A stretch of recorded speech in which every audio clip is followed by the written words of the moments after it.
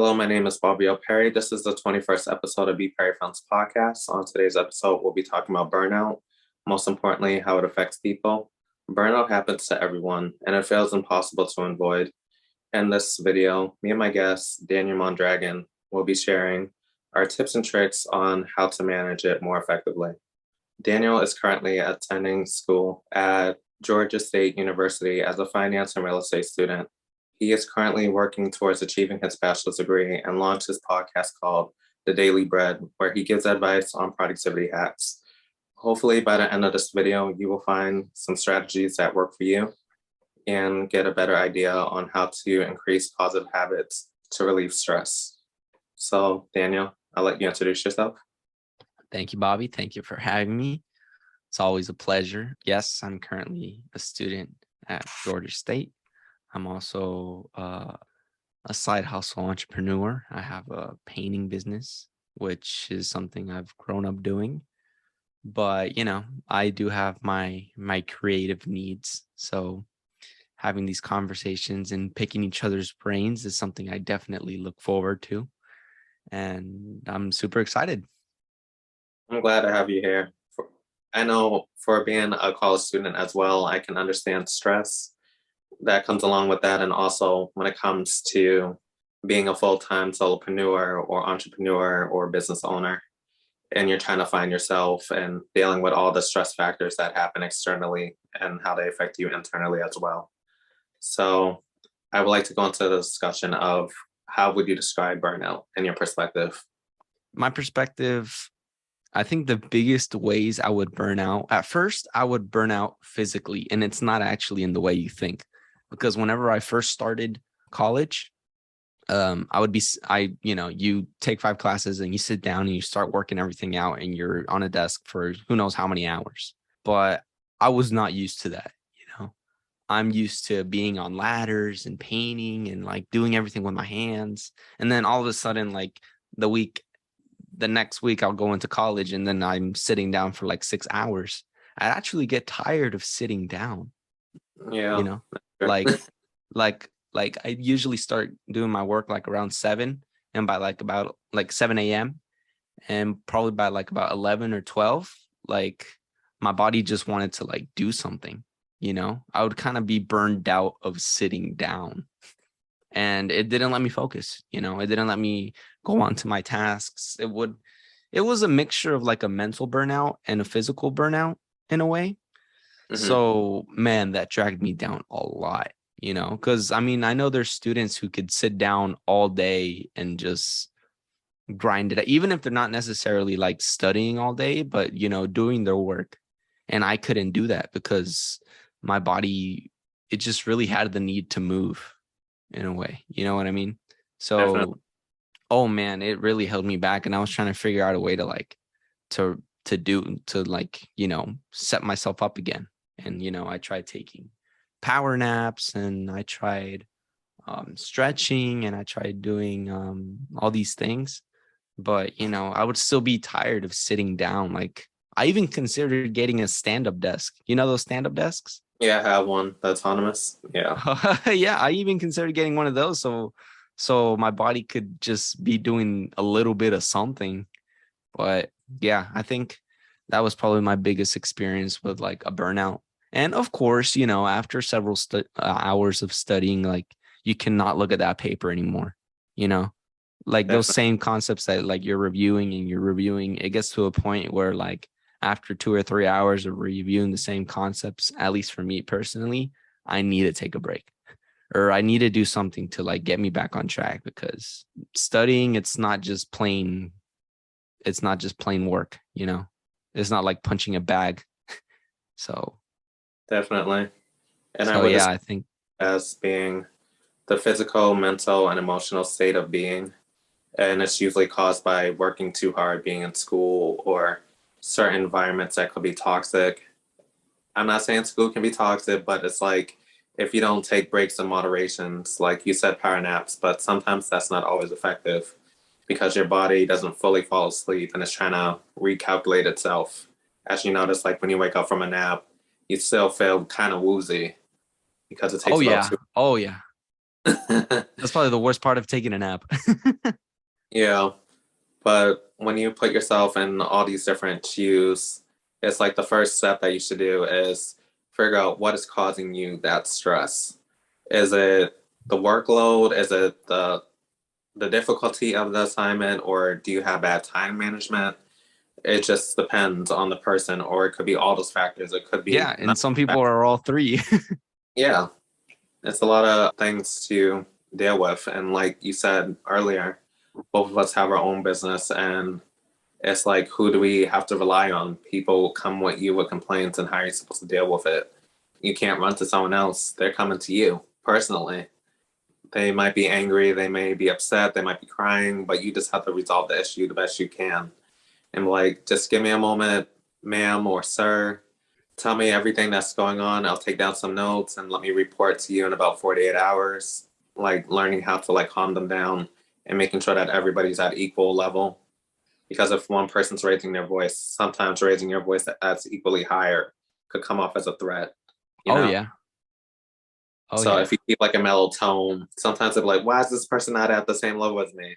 Maybe because they understand what you're going through, but they want you to have reasonable thoughts, you They know? want you to go back down to that level. Because don't get me wrong, like I mean, there's times where, like, let's say I'm in the middle of doing a school assignment, or in general, like I get a phone call of some, paint project that there's touch-ups on a wall, or that a front door wasn't painted correctly, and they call me and they're angry. And they're yelling, they're not telling me, can you please come fix this? They're like, Daniel, what is this? This is the worst job I've ever seen, and all this profanity, right? And Hmm. well, you got to be the one to be like, okay, she is currently cussing me out right now, and she does owe me money. So I'm going to have to, bite my freaking tongue and, all right, yes, ma'am. Like, what can I help you with? And don't worry about it. Like, I got it. Even though you may be burning inside, but you got to be like, this is where I think like not everybody is cut out to be, an entrepreneur, because you really have to be patient. Hmm. And You really have sometimes to. you have to want to walk away from certain situations, which can be Yes, tough. there's some jobs that you're better off. You're literally winning not doing them, Yeah. because like let's say in my case, like I know I guess this relates a lot to burnout, because in painting, it's all about patience. Like there's so many small details, and you will never get it 100% right, because the more you look at a wall, the more imperfections you're going to see at it. So you kind of have to find an equilibrium. And whenever I go, like I get a call, right, that they need to see, they want something done, or they want a room painted and they want something painted, I go and check it out. And I get there and I meet the person, and right off the bat, the homeowner is like very arrogant, very micromanaging. Like the moment I see that they're very nitpicky about a lot of things, I don't even bother, man. Like, like I say, thank you. Like, you will receive my quote in 2 to 3 days, and I leave and I do not even contact back, because I know exactly how that job is going to work out. They're going to see some sort of lighting angle on the wall. They're not going to like it, and I'm not going to get paid. So I'm better off winning by walking away. Yeah, So it's one of those things where you're better off just not doing it. It's like that cute girl at the bar that has all these issues. You're better off not talking to her. mhm. so so I do think burnout can be avoided, and sometimes it can't be avoided. So Yeah. And I would like to highlight to people that it does happen to everyone. There is no full out way of saying I I'm have never avoided. having burnout. That's true. I was listening to a podcast the other day, and the guy was like, I never experienced burnout. But I'm like, you have 5 channels on YouTube, you have a Twitch account, you have an Instagram, you have all these different courses going on. You might have a team, a small team, and whatever, but I kind of see a little bit of him burning out a little bit. It's like he's able to write out his thoughts, so he doesn't burn out the same that we do. He has a background as being a doctor. So, they have really good study habits, and they're dealing with stress all the time. Stress tolerance, huge stress tolerance. Yeah. But like I said, I do feel like he's burning out a little bit, but he knows how to manage it well, where it doesn't look like a traditional burnout. Yeah. No, and like, I don't think there exists someone who has never been burnt out. Because, like being burned out is being stressed. And stress at the end of the day can be a really good motivator too. You kind of want a little bit of stress. And if you're going to be an entrepreneur, you're signing up for a little bit of stress. Mm-hmm. So, depending, like if there's people who don't show it, they definitely know how to manage it. Yeah, But I'm sure there's moments where people are by themselves where they're like, I'm stressed. definitely. Let's go about how it affects the body. You did mention that people do feel exhausted. That's the first early stage. You kind of go like, oh, I used to do this and that, and now I feel a little bit drained. Yes, that's the early sign, and it's time for you to like kind of like take a break a little bit or just pause on what you're doing and maybe step away for a day or two and then come back. I know some other things that could occur is you can develop diabetes type 2 if you don't treat it right away. And I know that's alarming for people. And I do have a podcast episode talking about diabetes and how it affects the body. It's like if you don't listen to the early signs or people around you don't notice the little things and you're not reaching out for help, you're putting yourself at risk. And just by saying that you're not burnt out doesn't mean that you're not. You need to listen to your body first. If your mind is going, your heart is pumping really fast, you're shaking a little bit, these are some signs.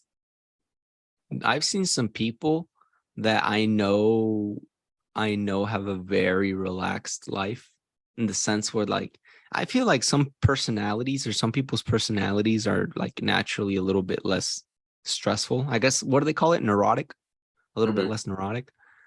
And those people, like I keep up with them now because I've known them for years, but like their health is great and they don't look in the greatest of shape. You know what I mean? Like I just recently I had a cousin who, no, he's not my cousin, he's my uncle actually. He's like about 40 something, Hmm. 48, and he's really overweight. And he just went to the doctor and he was expecting to have diabetes, high blood pressure, all these things because like he gets headaches and he eats racetrack food every morning, that good life. Hmm. And he went to the doctor, he got his exams, and he waited a week to get the results. And when he got him back, he was great on blood pressure. He was great on diet, on sugar. He was great on cholesterol. And like his body doesn't look like he's in peak performance, but his body is doing great. But this Yeah, person, things slide off of him as if it was butter, you know? Like he doesn't stress about that many things. And maybe stress in the long term really does kill you, or I think, let's say if someone was dealing with like mental health issues and anxiety, then I always gonna feel comfortable telling you about it because they don't want that judgment, which is another stage of burnout. And like I said, if people aren't seeking help through like a professional or through their peers, if they don't trust them enough, it can really develop and become a long-term effect. Burnout can last probably like a year or more. I experienced it for a long time, and it was from my background in performing arts, traveling, getting my all my degrees in 5 years and no break. And I was teaching, choreographing, and all types of things. And by the time when I got my master's, when I was, I think, 22 ish, I was just turning you got 22. masters at 22. Yeah, I was one of the, Wow. actually, I was the youngest one in the school. Yeah. But I felt like, I don't know how I'm going to manage this. It was like the whole thing of like, what am I going to do next? How do I find a job? How am I going to stay home with parents? Student loans, that's a stressor. You just start freaking out because not everything is scheduled like how you had it before. So what I did was invest in a planner, and I said I'm gonna commit to this planner, paper planner. Like I tell everyone, the first step to achieving a goal is by writing it down. So I wrote down some words that I feel at this current moment, some words that I want to be at that moment, and pick out 3 words of what's going to take me there. And I thought just start was my first word. And I took that for the first trimester of my business. And it's all about pushing out the first video, getting the first client, writing that business plan, and seeing where things go, because you'll never be able to get somewhere unless if you start. So I thought that was a power word. The next word was accountability. How am I going to keep about accountability to myself, making sure that I have my peers reminding me to take breaks. They're like, it's been 3 weeks. We haven't heard from you. What's going on? Are you okay? Yeah, I'm about to take a break. Don't worry. They get on top of me for it. I'm a little bit of a workaholic, and it's not always a good thing. But like I said, learning who you are as a person and trying to figure out different avenues that work, because you can ask other entrepreneurs how they started and how they got by, but their paths are going to be completely different because they have access to different resources than you do, and they live different lifestyles. Oh, for sure. Yeah, I mean, I know some people that have like a great group of friends that keep up with them and or make sure they're doing okay, and like they have like a support system going, which Mm-hmm. sounds ideal, but you can't make friends one day to another. So that's not something that everybody has. So, and then there's some people that just don't really need someone to push them up. They need someone to tell them to stop working so hard. You know what I mean? And then there's some people that you got to remind them to don't forget about your goal. So I do think an accountability group, or having like more than anything, like in a reflection of yourself. I don't know what your case is. I don't know if it's harder for you to stop working or if it's harder for you to like get on track for the tasks of the day. Mm-hmm. But personally, I guess you could say that there's times where I need to find myself accountable to um to get started with the things that I need to do, I to think not procrastinate. I think And people are too focused on the hustle mentality of work, work, work. You'll get results a lot faster. But no, if you take a moment to observe where you are, like I said, taking at least a break once a week, twice a month, and treat yourself. And I'm learning how to do that. Like go out, get some, treat myself out to dinner, or go to the mall, hang out with some friends. And when you come back the following day and you look at your analytics or any way that you monitor your performance, like evaluations forms, but of yourself, you kind of get a new lens of what's going on, and you're exposing yourself to more resources and more opportunities because you're branching out instead of staying in a little bubble. right, right. Definitely makes sense. That I think probably also one of the biggest forms of stress that people encounter, typically whenever they don't have an accountability group, is Mm-hmm. that you get stressed from not you can also get stressed from not doing anything. You know what I mean? Like a Mm-hmm. lot of people, like I know a lot of people in my age group, maybe our age group, that that are stressed because they don't know what they want to do with their lives, or they don't know. And whenever they tell me I don't know what I want to do with my life, like that question's too vague. Like it's kind of like asking what's the meaning of life. Like, okay, for starters, nobody knows what the meaning of life is. So everybody figures it out on their own. So specify your question. And a lot of Mm-hmm. them get stressed with like, okay, so what am I going to do? I know a lot of people that haven't even decided what degree they want to pursue yet. And these are people who are, sophomores, juniors in college. And I know a lot of people who are stressed because they feel like they're not having a fulfilling job. Or there's people who are stressed because they don't have a nice car. Or there's people who stress because they just feel like they're disappointed. They're disappointed they don't have a decent savings account. They're disappointed because they can't find a home to live in. They're disappointed because they know they're lazy couch potatoes. So these people get stressed and, eventually probably depressed because they just don't feel worthy. So I think that is probably like, now that I'm thinking about burnout, I kind of think of it as like what is it called? What's that graph called? Like a diagram. Yeah, it's a specific Plato. You know the Plato distribution? Oh, you're talking about the line chart? Something like Uh, that. The Plato distribution, it's kind of like, I can't write it down right now, but it's like an exponential something. So like burnout could be either because you're working too Oh, much, different stages of burnout. and Yeah. then you could be really Highs stressed are out low. with burnout because you're not doing anything at all. Hmm. You know what I mean? Definitely. And I was thinking for like how to treat burnout, like when people sign up for my business coaching or for any other resources and stuff that I offer with my business, I always tell people write a SWOT analysis, and it's your strengths, weakness, opportunities, and threats. If you're able to categorize everything, like I said, start with the 20 words of what are you good at, what you're not good at, where you want to be, where do you see yourself.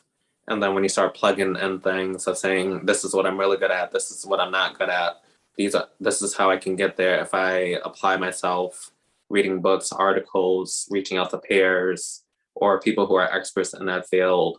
And what are some threats? The threat could be burnout or not achieving that goal, but that can be an opportunity as well.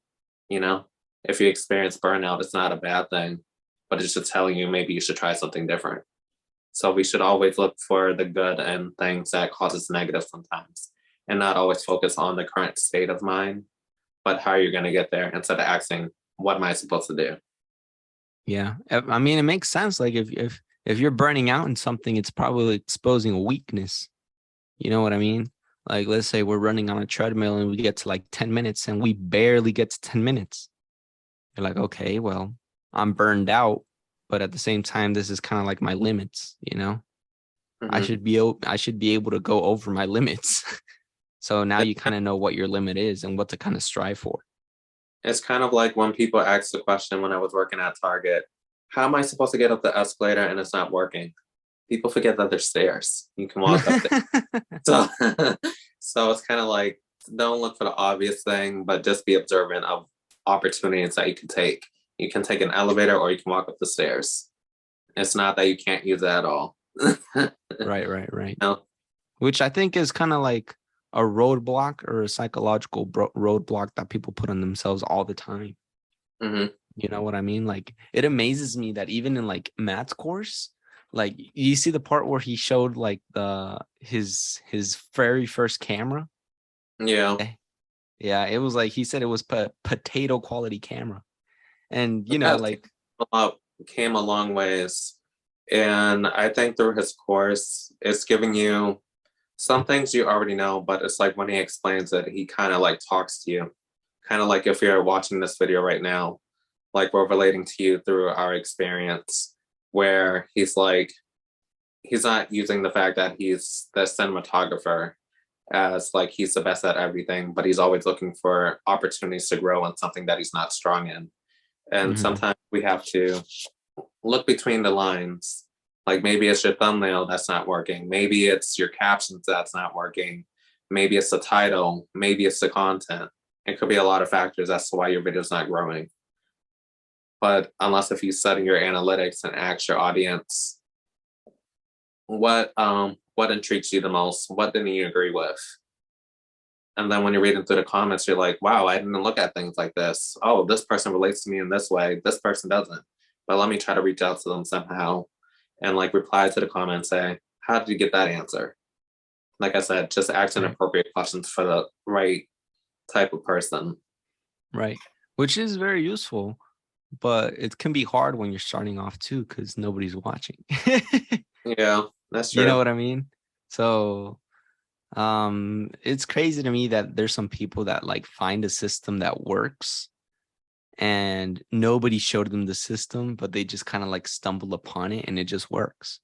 You know, Hmm. like who would have known? Like, I bet you Matt didn't know that whenever he was starting off, he was going to be making documentary style vlogs. You know, I think he said it himself that whenever he started off, he tried to do like talking heads or something like that. Hmm. Yeah, And that's when you had the picture on the side and you're like speaking right there, and mhm, then you have the visuals somewhere else. in a way, yes. And like in that same sense, like who was he going to ask? The 8 subscribers he had as his family members. You know what I mean? So Right. it's crazy. It's a very inspiring story because I think we all start there, you know. We And all I don't, start.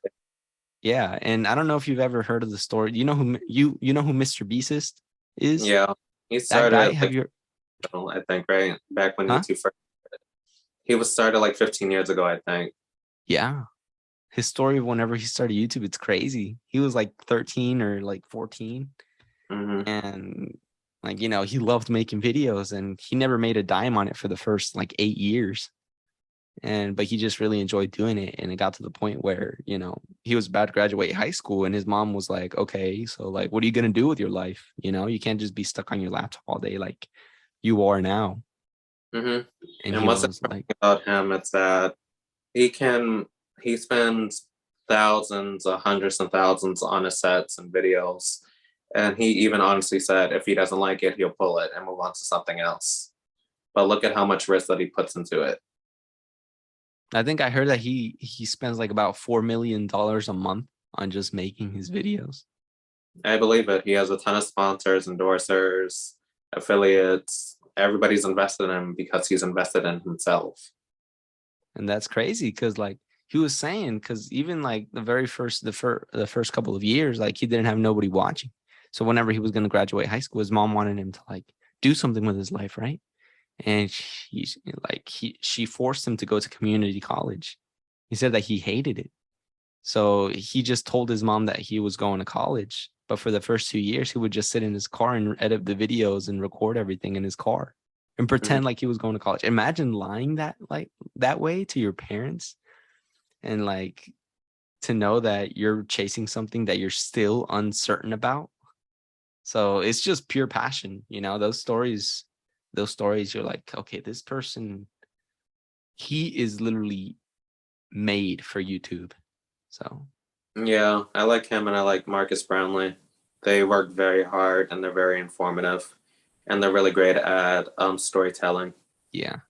And I mean, that's all it is. And whenever you look at YouTube, you don't really think that. Actually, I didn't really think that whenever I first look at YouTube. I just looked at YouTube as like funny videos and like music, and that's it. I never really thought of it as a platform of where independent YouTubers and creators perfect storytelling. You know what I mean? Definitely. So that is Next, what it is. next we'll go into some tips on to how people can manage their stress. I put down time management, like I had mentioned before, delegating tasks, writing things down. I know I might sound old fashioned, but agendas, either book form, using Asana, Notion, Trello, any type of app, make sure that you write down your schedule, even iCalendar or what do they have on Android phones? But they have like some type of calendar and you can write down what your agenda is and even keep track of like all your assignments, making sure that you're achieving these goals and also scheduling breaks like when you're going to take your meal during the day, when you're going to be working out, when you're going to go join this club. This just puts a roadmap for you so you're able to visualize seeing what you have to do. So when you have that free time and those empty blocks, you can just focus on just like going for a walk, relaxing, Hmm. understanding what is a priority or what is a luxury thing. Like, do I need to go to the gym or should I go to this concert? What's going to give you the long results? I think the concert is more of like short term satisfaction, while going to the gym is long term and it improves your health. So sorry to put that as an example, but you got to choose. Right. No, yeah, for sure. And I'm glad you brought that up because I don't know. I'm guessing you know who Jordan Peterson is, right? I said I have heard the name before. Oh, yeah. He was giving a talk on making a schedule. And he was like, most people who make schedules, almost all people who make schedules need help to manage their time. Typically are people who are a mess. And I mean, it's true, you want to organize your time, you want to put all your thoughts into one schedule. But the problem with schedules is that you hate them, at least in the beginning. So you're saying that like you should make your schedule your friend, in the sense that like whenever you're starting off, you could make your schedule with not necessarily like the very most perfect day that you want, but putting in things that you're going to do either way. Like, let's say, like, I'm a big nap guy, like I take a Mhm. lot of naps. So in my schedule, whenever I first started to make it, I would put in, reading textbook for finance from 7 to 8. And then from 8 to 8:30, I'd take a power nap, and then I'd write that down on my schedule. And then after that, I'd go to let's say my what other class did I take? My marketing managing courses. And then I'd do that from 9 to 11. And then after that, I type in like going to the gym from 12 to 1. And then from 1 to like 3, I would type in, I don't know, like eating and watching Matt's videos. And then because it's things that I know I'm going to do. But what really gave me satisfaction whenever the very first time I started to make like to-do lists and having like a schedule is that I would see that at the end of the day, I would be able to cross off everything. You know what I mean? I feel like such a great satisfaction grabbing my little sticky note with all my to-do things and seeing that they're all crossed off. I'm like, okay, I did something today. I'm going to try this again tomorrow. And then I would write down again that I'm going to be reading from 7 to 8. And then I'm going to be taking a nap from 8 to 8:15. And then it's that little kind of like feedback loop. Yeah. That I think you should really implement things inside your to-do list that you know you're going to do, even though they might not necessarily be 100% productive. But knowing that you're going to do them, like take a nap or go to the gym or, eat and then take a 30-minute YouTube break or something. Whenever you cross those off, you're like, okay, well, this to-do list really shows what my day is like. Definitely. And I think that is a very great first step to organization. You don't have to put in quotation marks. That's actually effective. Yeah. So I think that's, I think that was a big thing. I think that's a big step everybody should take, making your schedule your friend. I do a little bit of journaling. I have implemented that into my routine. It might not be every week, but every other week at least. And I write down what am I feeling great about at the moment?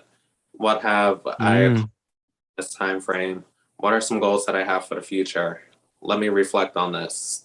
Have I completed all these tasks in a certain amount of time? And then what are the sub points underneath? Kind of like how I do with the podcast. Like we have the title, what the summary is going to be about, and then the key points that we're going to be breaking down. So I kind of write my journal out like that. So it gives me like a clear vision of what are the pain points that I want to answer for myself and what's going to get me to accomplish this quote unquote big goal. How often do you journal? I would say once a week to every other week. It just depends. But I do keep a note of everything I have accomplished. Well, we'll say for the beginning of the month. How my planner is set up is like I have a couple of goals that I want to complete for the week. They're like high level, whether it's booking more clients, producing more videos, going on a vacation or something like that. And then in the different days, I just break down what is my routine for the week, and then what are some sub points that I need to really hit, like planning out a video, reaching out to people, making sure that they pay the invoice, sitting out the file, let them know what the outline's going to be like, and report back in 2 to 3 days and record a video. Next comes editing the video, creating a thumbnail, getting a title, description, posting it. How am I going to market it on my newsletter, Facebook, Instagram, LinkedIn? And then by the end of the week, I finally hopefully get over 100 and something views or something at least.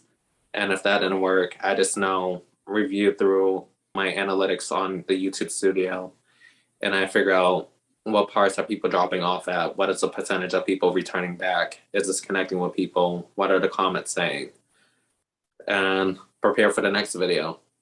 Sometimes I'm doing 2 videos in a week, sometimes 3 to 4 in a month. It just depends. But I have a consistent schedule of when I upload, and I try to keep myself accountable. Because if I don't stick to a routine, my audience is going to be like, what's going on? Why isn't he posting on the day that he normally posts? What day do you normally post? Mondays? Monday. Every Monday. Okay. Every other Monday. Yeah. Every other Monday. Yeah, I post at least 2 to 3 times a month. Same. I'm around the same way. I try to post every Friday at 9 a.m. Okay. Every other Friday. I always tell people start with the every other first. Just get your flow going. If you want to switch to once a week, kudos for you. If you want to do it 3 times a week. Kudos to you if you want to do it every day. I don't know how you're doing it, but kudos to you. Even once a week already sounds like that's my goal, like that's my next goal. Because right now, like my next goal is to be able to produce a video in about a week. I'd like to upload weekly. But, right now I started uploading videos in January. And it's already been about 6 months. So I'm glad I haven't stopped. But, and I've been doing it every 2 weeks. So my goal is to make it every week. But, take as your you time. like, I mean, I think you might understand me on this. Like, as you go, like editing and like figuring out the process a little bit more, you do it a little bit quicker. So I think it's because of what my videos being a little bit on the longer side. I don't want to overwhelm people. And it also gives an opportunity for my guests to get a little bit of spotlight for a week or two. Yeah, So and then like instead of just like moving on to the next guest or whatever. What's your favorite podcast out there right now? Oh, there's so many people. I like the Ground Up Show with Matt Del Villa. What else? I like Anthony O'Neill. He's good. What is his name? I'm trying to think. Do you watch Joe Rogan's podcast? Joe Rogan? No, but I do listen to Gary Vee here and there. Oh, Gary Vee. Yeah. This is more aggressive. I listen to a lot of podcasts. I got you. Cool. Yeah. No, I was just curious. Huh? And my own. I like your own. Yeah. Videos. For sure. That, yeah, definitely. But how about you? What is one of the biggest ways you experience burnout right now? Not taking breaks. Like I said, I am a workaholic. If I don't meet these certain deadlines, it's overwhelming for me. And I don't like the responsibility of I let my audience down. So I put them first. And I'm trying to create videos that I would watch personally. Like, say, if I was watching a few videos and they gave out wrong information, or they didn't give out enough information because their videos are too short, or they're not like a professional in that area, I try to fill in that gap. Definitely. I think that's probably one of the biggest problems right now on YouTube.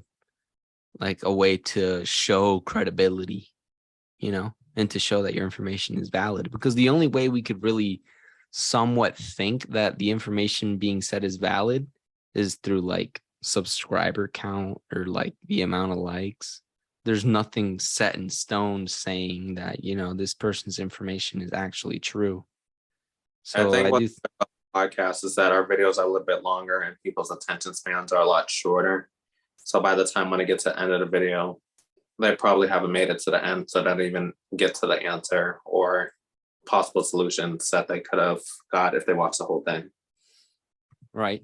And that's probably why a lot of people and a lot of channels make snippets of podcasts. You know what I mean? Have you noticed that? There's a lot of people like Spotify as well. They might have like the full audio on Spotify, and then they might have little snippets on YouTube. Yep. So I've definitely seen that, but like I'm all for the long format podcasts. I really enjoy them. Like I'm working or I'm driving and I just plug it in and I listen, because there's some really smart people out there that have long podcasts. Some of them be 4 hours and I'm like, I can't make it through it. I might have to spread this into 3 days. Yeah. And then but I mean, I think it's such a revolution, because like now people like Gary Vee, people like Matt, people like, all these influencers online, they have their podcasts. If you ever have a chance, check out Joe Rogan's podcast. He has some really smart people on there. Tim Ferriss, do you know Tim Ferriss? Yeah, he has a podcast too, and he has some really good people on there. And there are people that, people think podcasts can't make it on YouTube, but let me tell you, we're taking over. Yeah. And, I see those people and and I see their podcasts and I'm like, I'm blessed to have these, hear these people's conversations, because they're freaking millionaires and they're spilling out the best of their knowledge. So I really feel blessed with that. And, that's the same way with books, but, books is much more deeper than podcasts. So, but, podcasts into a video. because people's attention spans aren't there due to TikTok and Instagram Reels. But books, you can make it as long as you want or as short as you want. You have more creative freedom. Definitely.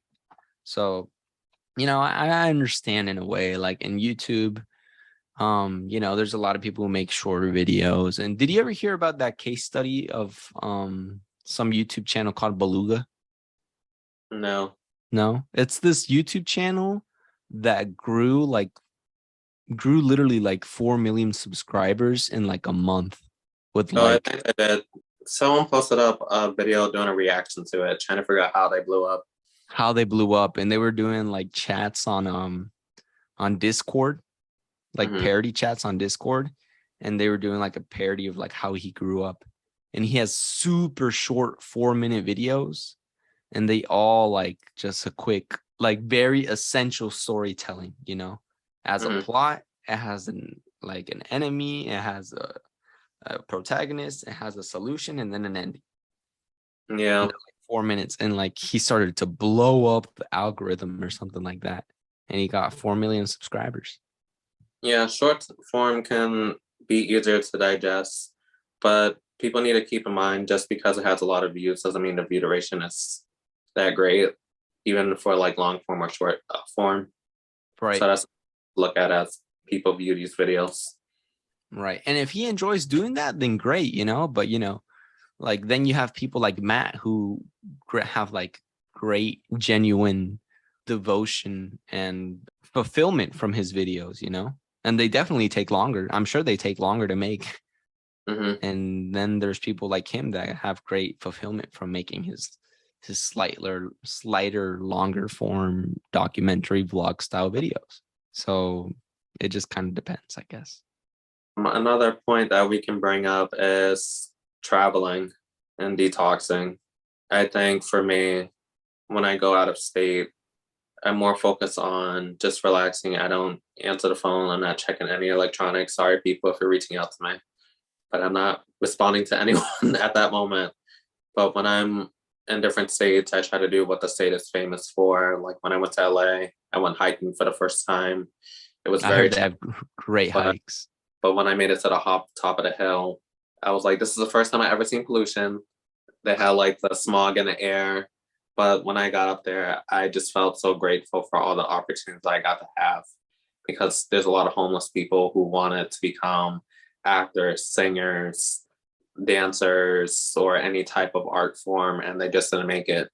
And there's a lot of factors, and just being able to be right where the Hollywood sign is and like, wow, I really made it up this hill. And it just shows the struggles that I went through, like me climbing and then making it to the top. And I felt like I can work with something right here. What is my purpose and what do I want to have my impact to be?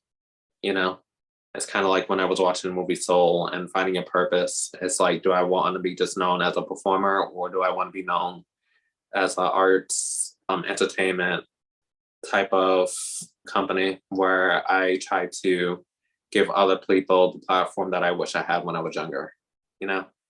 Right. Definitely.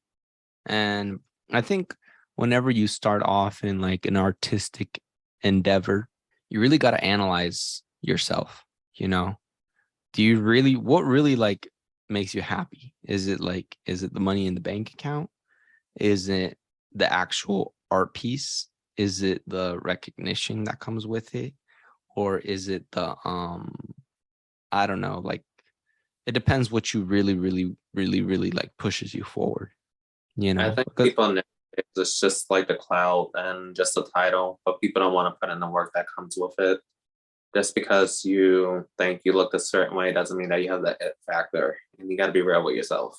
right. And especially like in artistic endeavors, like, oh my gosh, you've heard of the 80/20 principle? Yeah, definitely. Apparently, yeah, apparently in like the artistic field, it's like a 97/2 type distribution. So it's very brutal on very creative people. So like, a mass amount of the production and the movies and the media out there is produced by a very small number of people out there. And Hmm. it just results in a huge short line of of independent creators that are just not heard or are not being heard. I So think the issue is people just going to their parents or their family members trying to get that yes from them. But sometimes they're lying to you. So absolutely try to put on a performance with a crowd that doesn't know you, or if you don't feel comfortable performing in front of people, put it on a DVD. Like I have a friend that's trying to perform, friend, quote unquote, this is you. Let them play the track, let them come back to you in a couple of minutes, get their honest opinion, write it down. They can write down the notes anonymously and you take those notes. Some of them could be good, some of them could be bad, but we all have different tastes in music. definitely. And yeah, well, it's very hard. It's very hard. And having someone kind of like guide you a little bit from like, because I mean, from what I've seen, like most people who kind of make it in the artistic field really just kind of have a gut and it just like catches fire, and it works out. So, but a little bit of guidance really does help. Definitely. Like before I saw Matt's course and I looked at YouTube, I didn't even think about writing a script. You know what I mean? Like I didn't even think. I was like, okay, so you're telling me that people who get on YouTube literally write the whole thing out and then they do it? Like that's crazy. And then I even thought to scripting and note taking. Yeah. Yeah, like and I thought to myself, I was like, I don't think I'm gonna make it. Like this is not me. But now, funny enough, scripting is probably one of my favorite things to do. Yeah, definitely. So like you're like, okay, dang, like being an artist, you're like trying to like go into a creative field is a completely different ballgame. You really just have to purely enjoy it, You really can't like look at who's watching and who's not watching, but like because it's true in a sense, like if you're creating the type of content that you truly love, then it's not going to hurt you to put in 12 hours a week, 14 hours a week to put out that content if you're truly passionate about it. But if you're trying to do like a subject or a topic that let's say is really trendy right now, and a topic that is like super out there, like I don't know, like crypto or something like that, then it's not going to interest you as much. And it's going to be harder for you to put in those longer hours. But then there's going to be someone around the corner who truly is passionate about crypto, and they're going to blow out 18 hours out of the water feeling like they were just playing, and you're going to be left in the dust. So that's kind of how I try to see it. You know what I mean? So like burnout, in a way, like I feel like I'm on the right track if I'm not getting burnt out easily. You know what I mean? Like, like there's a point where like it makes sense, like you've been on the laptop for like 7 straight hours. Like, okay, you're going to get burned out, it's normal. You're not a robot just meant to be plugging in numbers all day. So if you're on a topic, or if you're working on a podcast or like on a YouTube video, and it's a topic that you really don't care about, and you're like an hour and a half in and you're like, oh my gosh, this feels like it's forever, then maybe your burnout is telling you that you're not really passionate about what you're writing about. Definitely. So managing burnout, I think burnout can be your enemy and it can be your friend too, especially in the creative field. Because like I come from, like a blue collar background, and I'm still working as a blue collar, I'm still painting. And, physical burnout is something you really have to push to the side, because it has to be done. It doesn't matter if you're happy or if it's your passion, it has to be done. So that's a different type of burnout. But creative work is not just about, straight up just going at it for hours. Creative work, it really has to come from inside of you. Definitely. To the recovery stage, how do you manage stress? The 2 biggest ways right now that I manage stress, and it's something I actually learned a couple months ago. I have it set on my schedule every single time I'm doing like work in the house. And almost all the time, not all the time, but like 87% of the time, I'm putting my work from 6 to 11. At about 11 o'clock, my body wants to do something. So I almost always go to the gym. And as long, I think like just the physical, like the psychological, like your body just feeling like it's moving and sweating, I think really helps me out a lot. Because there's days where I go to the gym and I don't even do that much, you know? Like I go and I sit in the sauna. I really like the sauna. And I sit in the sauna for like 15 minutes and then I just grab my bag and I go home because I'm just not feeling it. And by the time I get home, like I take a shower and I feel rejuvenated, ready to do more office work. So that's one way that I think really gets my brain back in rhythm. My mental thoughts back on rhythm, you know. But that is probably the biggest way I manage burnout when it comes to creative work. Because when it comes to physical work, I manage burnout in a very completely different way. Definitely. But whenever it comes to creative work, it's either working out or if someone's at the house, like my mom or one of my siblings, if I sit down and talk to them, and let's say I'm eating lunch and I talk to them for like an hour, and we have like a full-blown conversation, that really gets me off the edge too. Definitely. I know for me, like I said, I do try to make my schedule set in stone, and I try not to work but so many hours each day. But sometimes client work can take up a lot of time. Sometimes my work can take up a lot of time. It just depends on what type of video. I do post a blog for each video, so definitely check that out in the link below. There will be one for this video, and I noticed that writing has helped me out, like writing each blog post, writing each newsletter. And it gets me to really think about things. I'm listening to your perspective. I'm listening to my perspective. I'm listening to all the different resources that I did to look up all the information.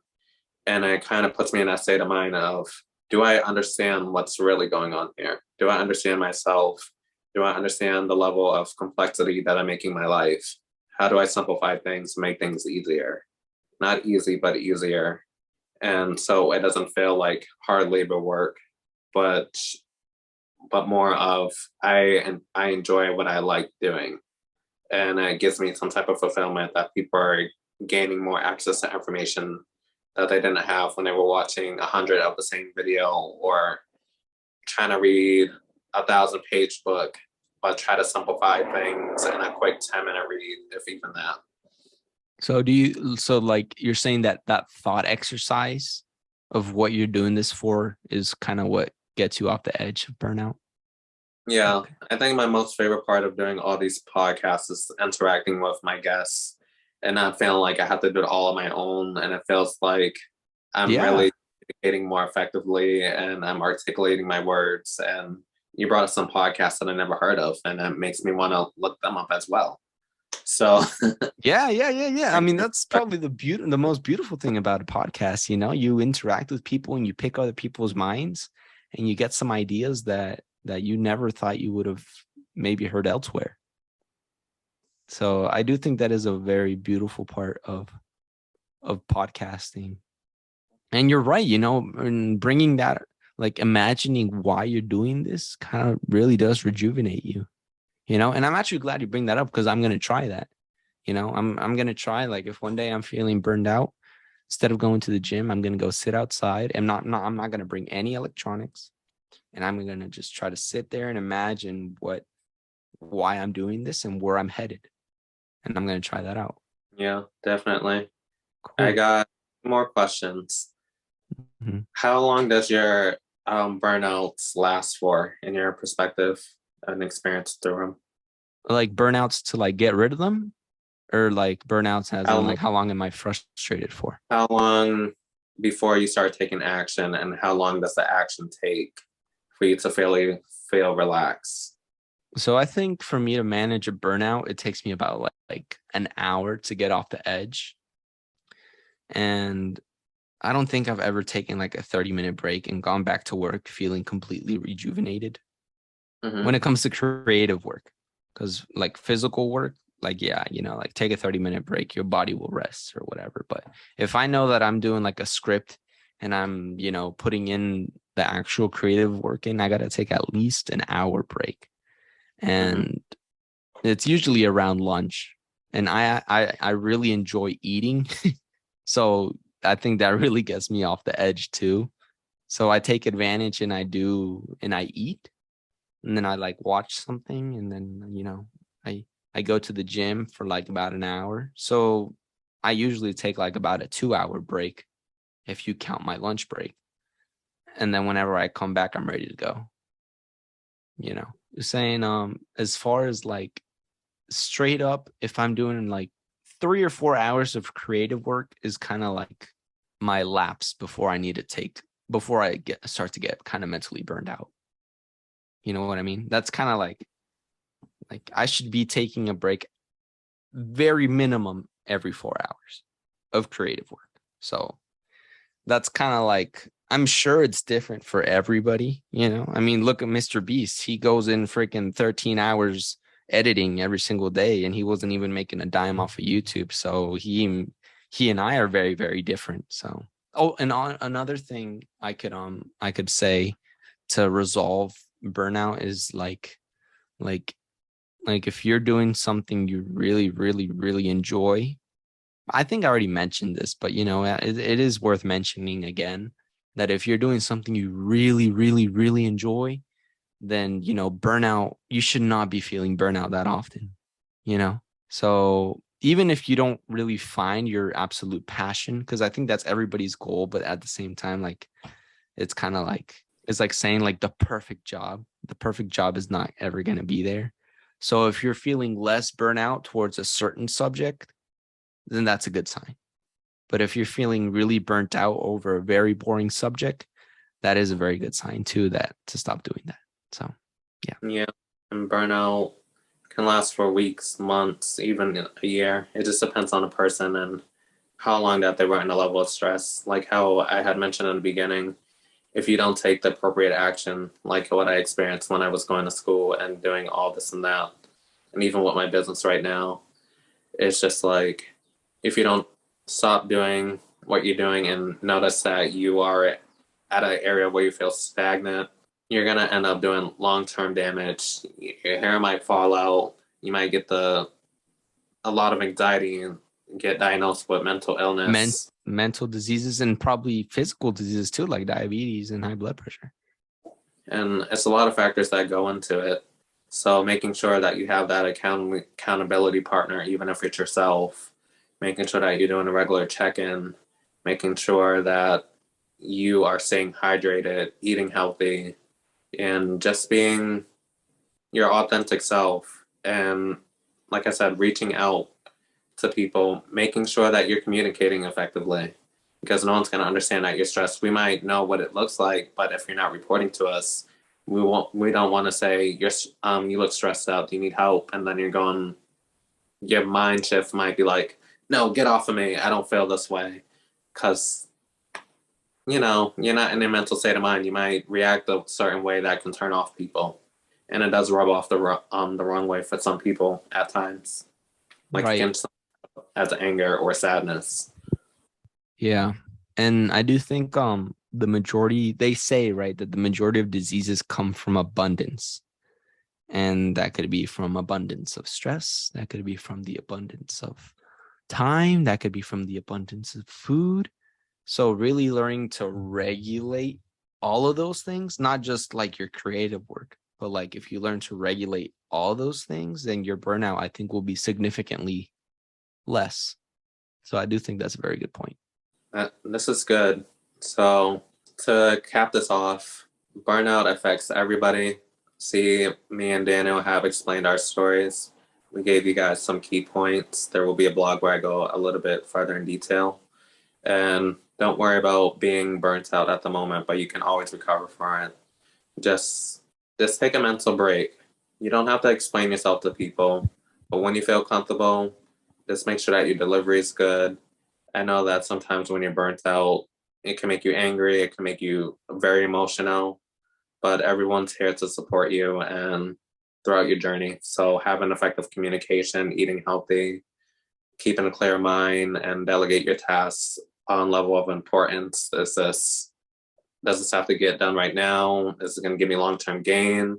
Is this a short-term or long-term goal that I have to accomplish? like rarely have that mental check. And like we had mentioned, journal things down, use a Oh, planner. writing it down. Oh yeah.